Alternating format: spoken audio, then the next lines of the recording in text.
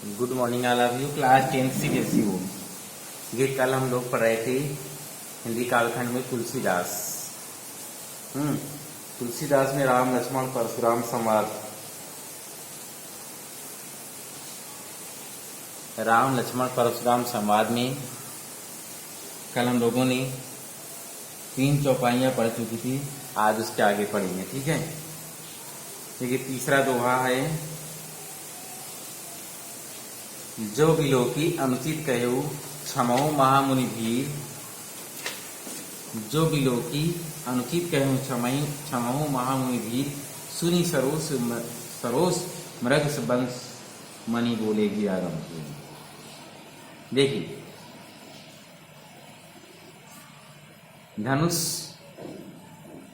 भंग हो जाता है और परशुराम जी क्रोधित होकर बोलते हैं कि जिसने भी धनुष को तोड़ा है वह मेरे सामने आ जाए, मैं उसे दंड दूंगा।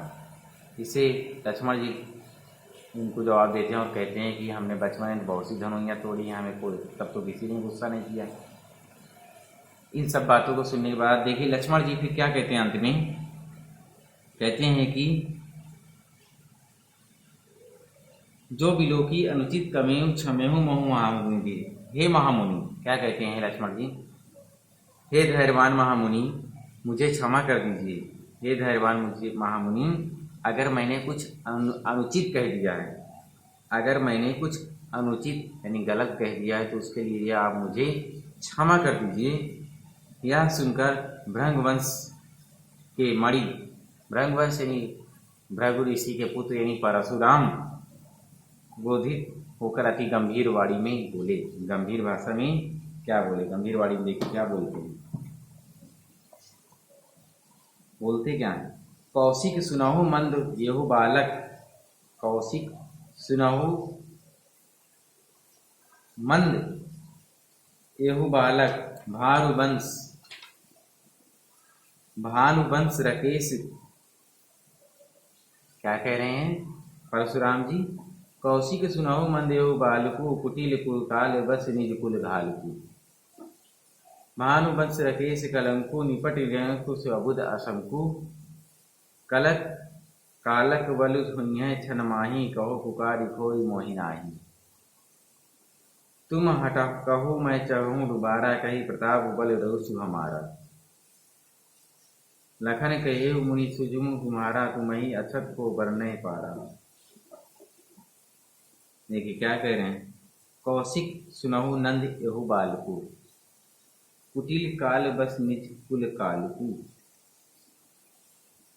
कौशिक यानी विश्वामित्र। कौशिक किसको कहते थे, विश्वामित्र को। मंद माने मूर्ख, यहु मतलब यह, कुटिल माने कठोर या टेढ़ा, कालवश मतलब काल के वश में।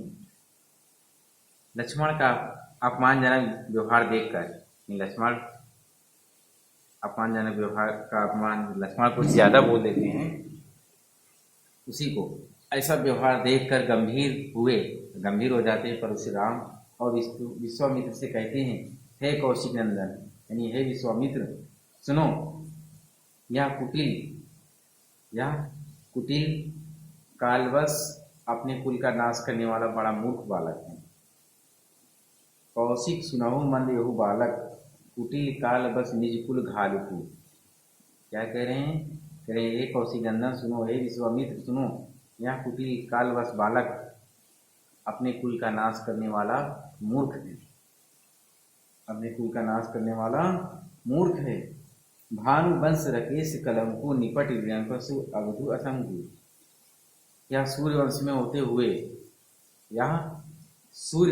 होते हुए पूर्ण चंद्र का कलंक है। क्या कह रहे हैं, भानुवंश रकेश कलंकु, या सूर्यवंश का होते हुए भी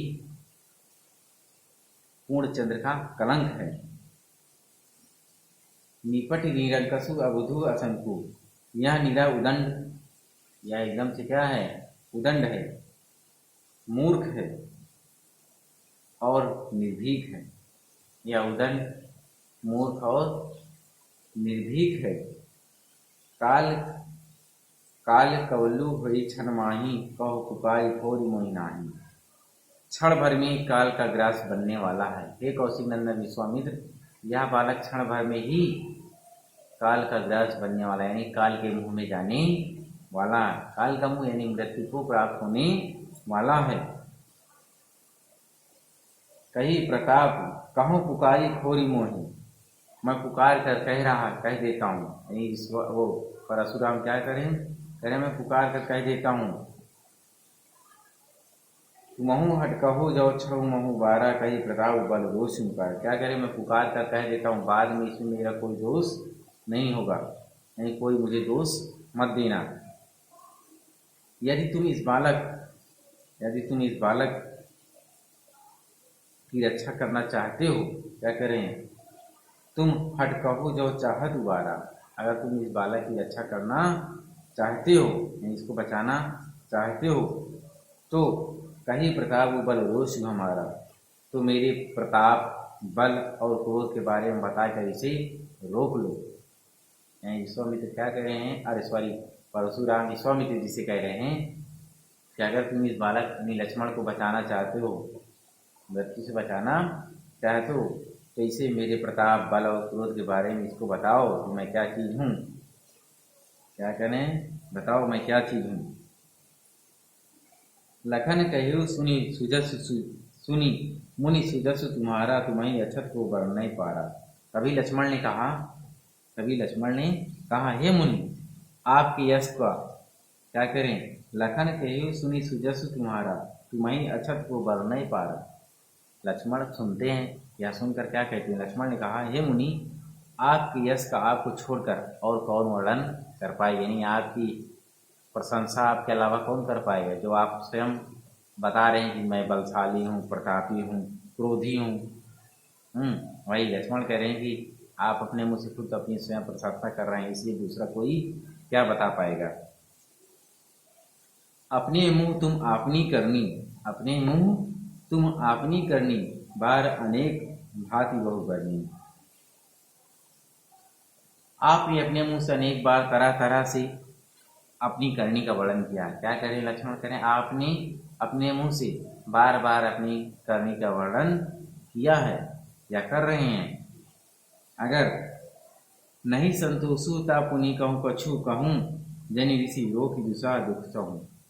अगर इस पर भी आपको संतोष नहीं मिलता है तो कुछ और कहने के लिए शेष रह गया है। लक्ष्मण क्या कह रहे हैं, अगर आपको अब भी इस पर कोई संतोष, इतना कहने के बाद भी कोई संतोष नहीं मिल रहा हो, अगर कुछ शेष रह गया हो तो उसे भी कह दीजिए, उसे भी कह दीजिए।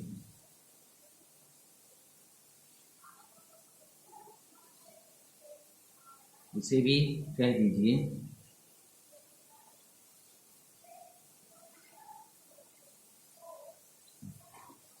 देखिए आगे, वीर व्रति तुम धीर अछोभा, गारी देत न पाहुन शोभा। वीर व्रति तुम धीर अछोभा, गारी देत न पाहुन शोभा। क्या कह रहे हैं, इसके लिए क्रोध को रोककर क्यों ऐसा नहीं दुख सहन कर रहे हैं। धीर अछोभा क्या करें लक्ष्मण करें, इसलिए क्रोध को रोककर क्यों असहनीय दुख सहन कर रहे हैं। फिर आप तो वीरता के व्रत का पालन करने वाले, आप तो वीरता का व्रत का पालन करने वाले सूरवीर, वीरता के व्रत का पालन करने वाले धैर्यवान क्षोभ रहित हैं। धैर्यवान क्षोभ रहित इसलिए गाली देते हुए आप सुशोभित नहीं होते हैं, इतना क्रोध करते हुए आप अच्छे नहीं लगते। आप तो वीरवान हैं, धैर्यवान हैं, फिर भी आप इतना क्रोध कर रहे हैं। यार क्रोध इतना अच्छा नहीं है,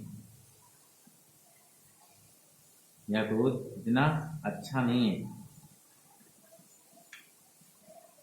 लक्ष्मण क्रोधित हो जाते हैं। देखिए, सूर समर करनी न जाने, आपू विद्वान रहा पाई। रिपु कायर कर रहे हैं प्रताप में। क्या कहें कि सूरवीर तो अपना पराक्रम करके दिखाते। लक्ष्मण क्या कहते हैं, जो सूरवीर होते हैं, पराक्रमी होते हैं, वे अपना पराक्रम करके दिखाते, बातों से समय व्यतीत नहीं करते हैं। या ये कहें कि बातों से अपनी वीरता नहीं दिखाते हैं कि अपना पराक्रम बताते रहें। जो वीर होते हैं वो युद्ध करते हैं, लड़ाई करते हैं, तुरंत वीरता दिखाने लगते हैं। इस तरह की ही बातों से आगे बड़ी लंबी चौड़ी झोंकने लगे। लक्ष्मण की ऐसी बातें सुनकर परशुराम जी को क्रोध आता है।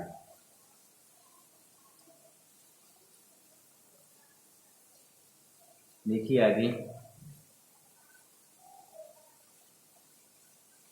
कहते हैं वीरता नहीं दिखाते, विद्यमान रह पाई रिपु कायर करई प्रताप को। युद्ध में शत्रु को सम्मुख देखकर, युद्ध में शत्रु को सामने देखकर कायर पुरुष अपनी वीरता की प्रशंसा करते हैं। लक्ष्मण क्या कहें, शत्रु सामने अगर दिख जाए तो जो कायर पुरुष होता है वो अपनी वीरता की प्रशंसा करता है कि मैं ये हूँ, वो हूँ, बलशाली हूँ, प्रतापी हूँ, तुम मुझे नहीं जानते हो, मैंने इतनी बार अच्छा वो क्षत्रियों को हराए, ये वगैरह। आपकी तरह कोई बातें नहीं करता है, वीर है तो वीरता दिखाइए। देखिए आगे अगला वाला देखिए,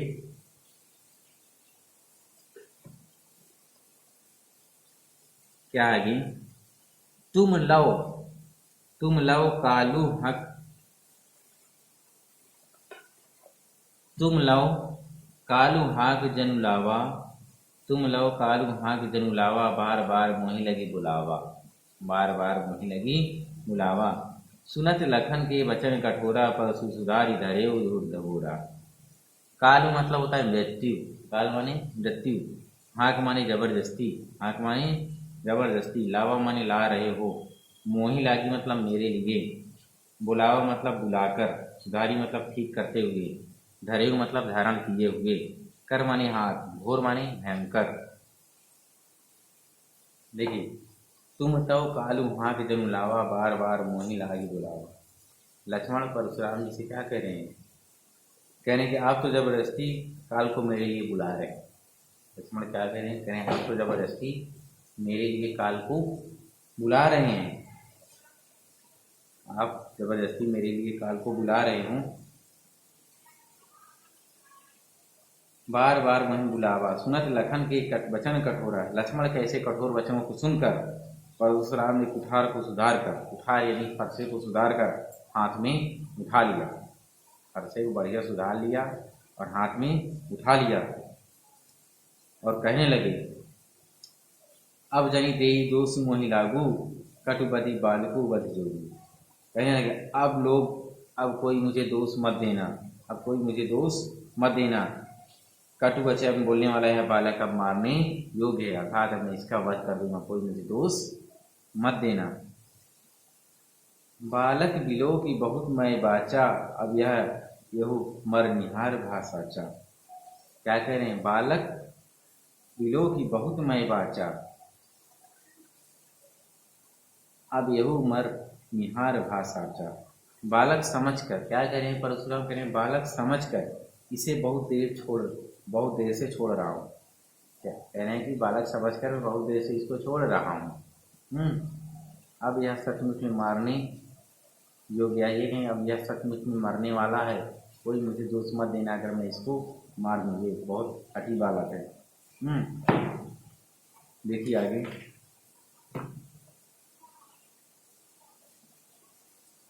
कौशिक कहा क्षम्यु अपराधु, बाल दोष गुरु नहीं साधु। कौशिक कहा क्षम्यु अपराधु, बाल दोष गिन गुनहि न साधु।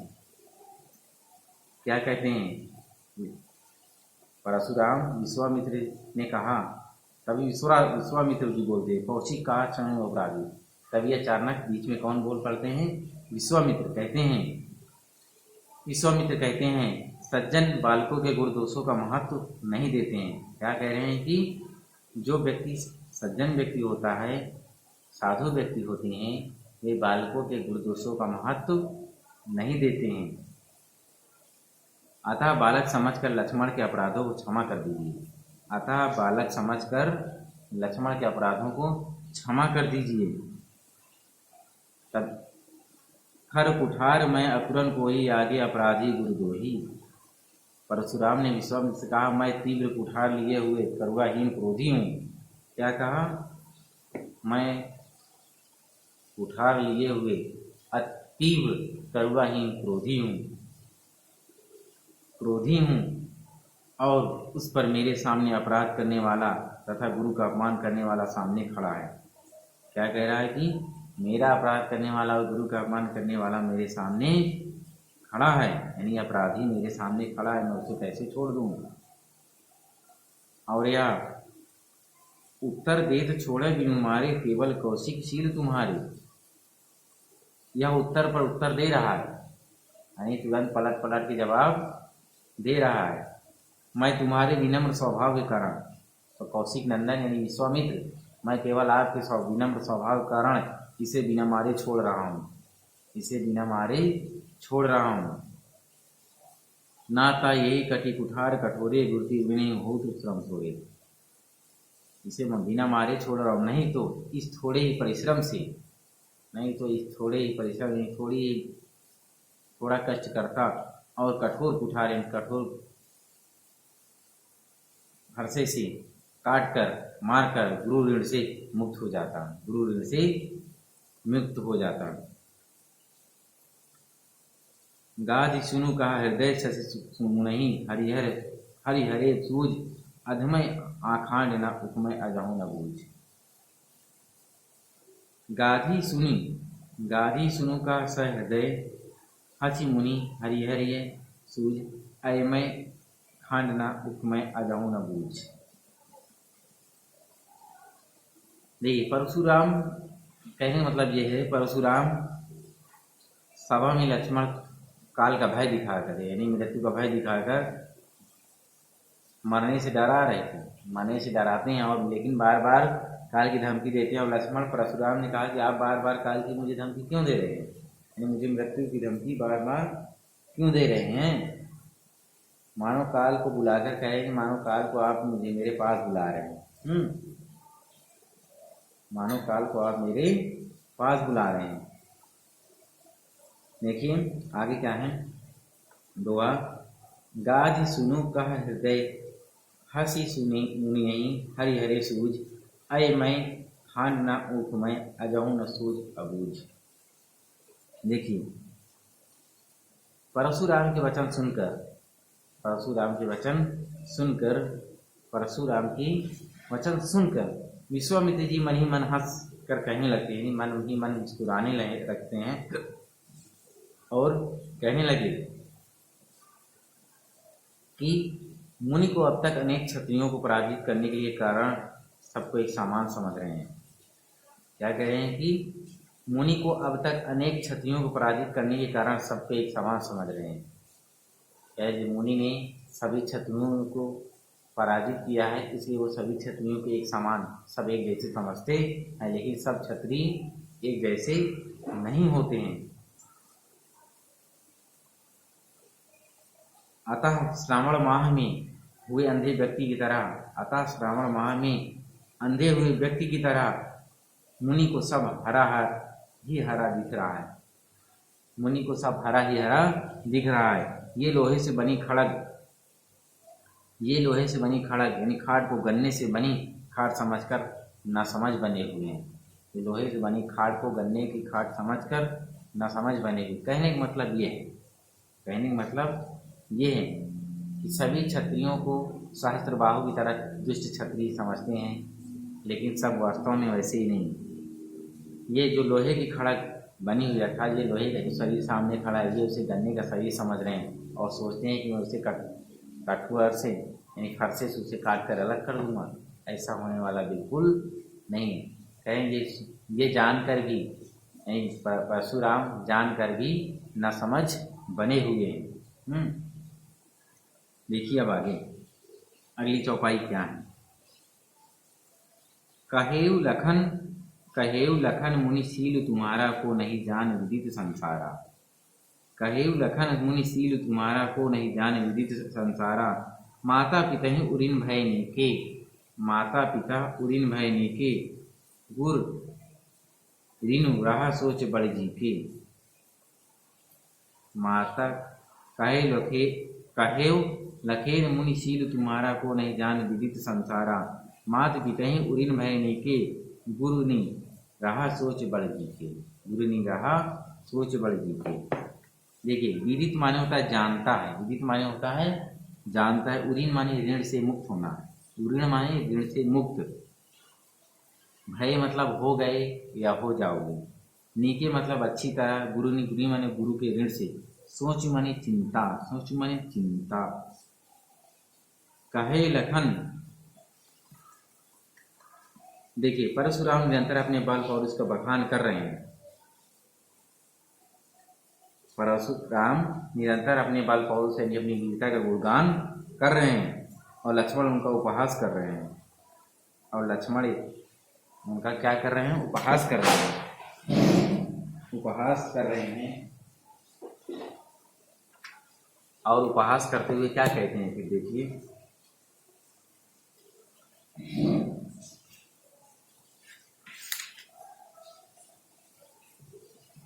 लक्ष्मण परशुराम से कहते हैं कि आपके शील स्वभाव को संसार कौन नहीं जानता है।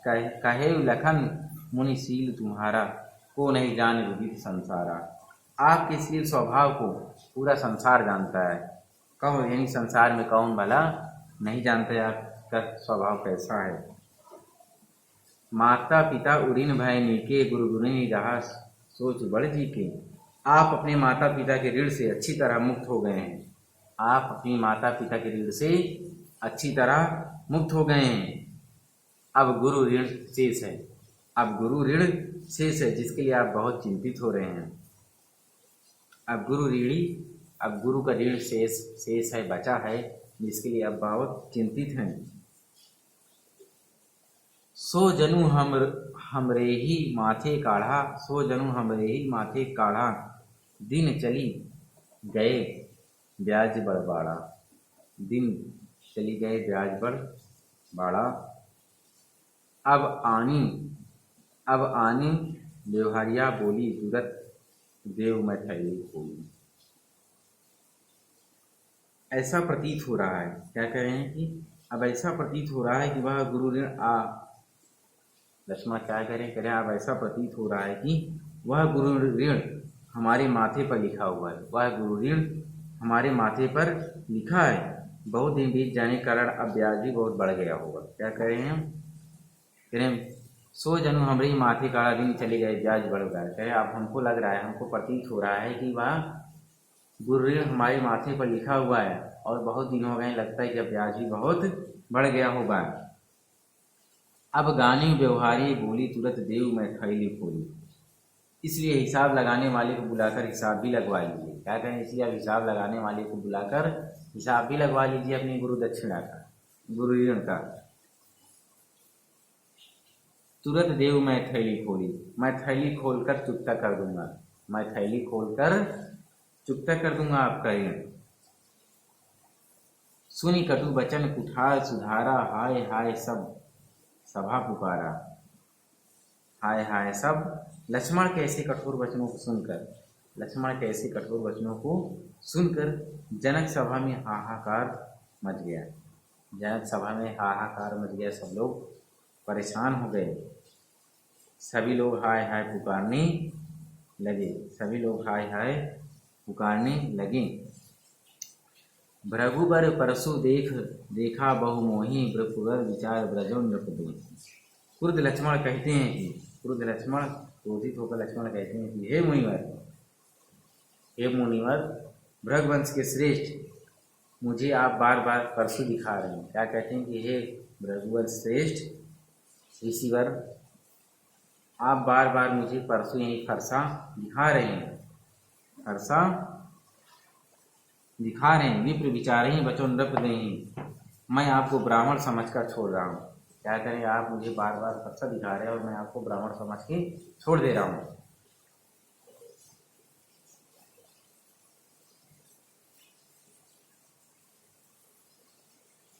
देखिए आगे, मिले न कबहू सुबट रन गाड़े, द्विज देवता घरही के बाड़े। आज से पहले रण में आपको अच्छे योद्धा नहीं मिले हैं। लक्ष्मण क्या करें? आज से पहले आपको रण में अच्छे योद्धा मिले नहीं हैं। ये ब्राह्मण देव, आप अपने घर में श्रेष्ठ होंगे। कहने मतलब ये, आज से आपको इतना मेरे जैसा कोई योद्धा मिला नहीं होगा। आप अपने घर में शेर होंगे, आप अपने घर में श्रेष्ठ होंगे। नहीं अपने घर में, जहाँ समझ रहे हैं ना।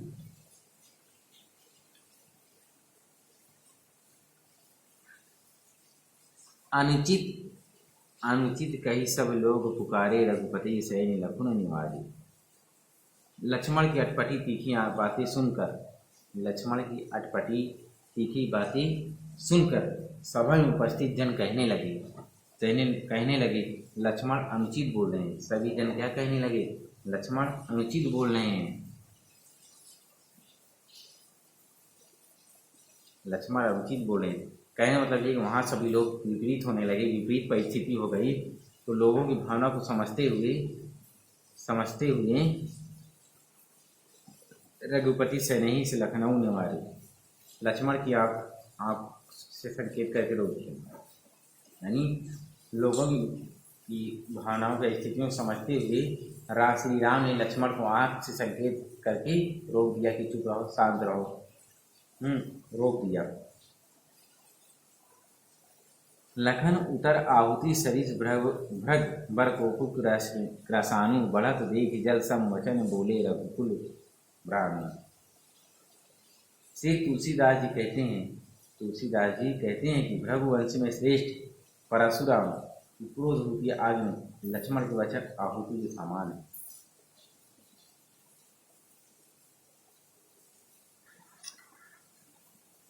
देखिए तुलसीदास जी क्या कह रहे हैं? लखन उतर आहुति सरिस भ्रगर भर कोपुत क्रसानु। तुलसीदास जी कहते हैं भृगु वंश में श्रेष्ठ परशुराम की क्रोध रूपी आग में लक्ष्मण के वचन आहुति के समान है। कहने का मतलब ये है आग में घी डालना, आग में घी डालने के समान है। जैसे एक तो परशुराम जी पहले से क्रोधित थे और लक्ष्मण जी के ऐसे वचनों को सुनकर उनका क्रोध और बढ़ गया।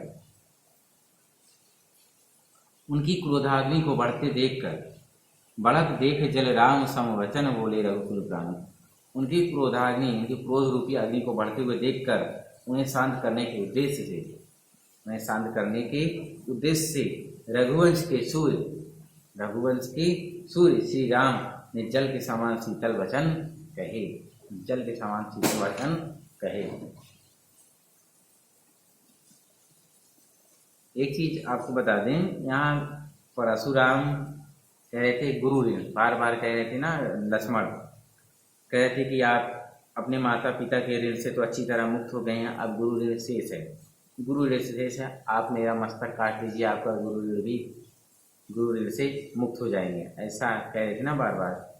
आपको बता दें कि परशुराम के गुरु भगवान शंकर थे। शंकर यानी महादेव शिव थे। शिव से एक बार परशुराम जी ने, अपने गुरु शिव से परशुराम जी ने एक बार कहा कि आप गुरु दक्षिणा मांगिए। गुरु दक्षिणा मांगने के लिए कहा तो शिव जी ने क्या कहा? शिव जी ने कहा कि गुरु दक्षिणा के रूप में मुझे शेषनाग का मस्तक चाहिए। क्या कहा? कि मुझे शेषनाग का मस्तक चाहिए, क्योंकि लक्ष्मण जी शेषनाग का अवतार थे। अतः लक्ष्मण जी उसी गुरु ऋण से मुक्त होने का उपाय विश्वामित्र जी को बता रहे थे कि आप मेरा मस्तक काट लीजिए और अपने गुरु के ऋण से मुक्त हो जाइए। ये था राम लक्ष्मण परशुराम संवाद। इसमें आपने देखा, पढ़ा, सुना, लक्ष्मण परशुराम पर व्यंग करते हुए यानी कटाक्ष करते हैं और उनको बार बार उनकी बातों से उनको और क्रोध दिलाते हैं। कहते भी हैं कि आपका शील भाव स्वभाव, एक बात और कहते हैं आपके शील भाव स्वभाव से कौन परिचित नहीं है, आप अपने माता पिता के ऋण से मुक्त हो चुके हैं। अर्थात आपने अपने पिता के कहने पर आपने माता की गर्दन किस प्रकार काट दी थी, यह हम सब जानते हैं। इन सब बातों से परशुराम जी क्रोध और शांत होने की बजाय और बढ़ जाता है।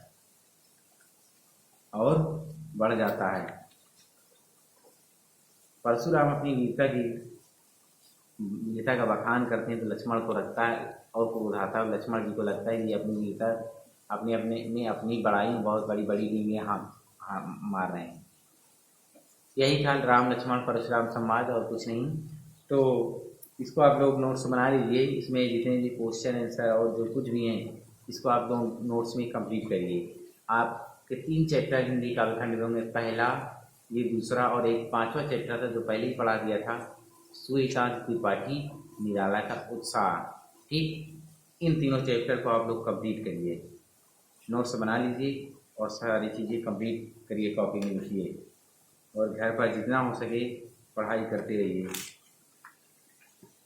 आगे अब अगला चैप्टर नेक्स्ट है।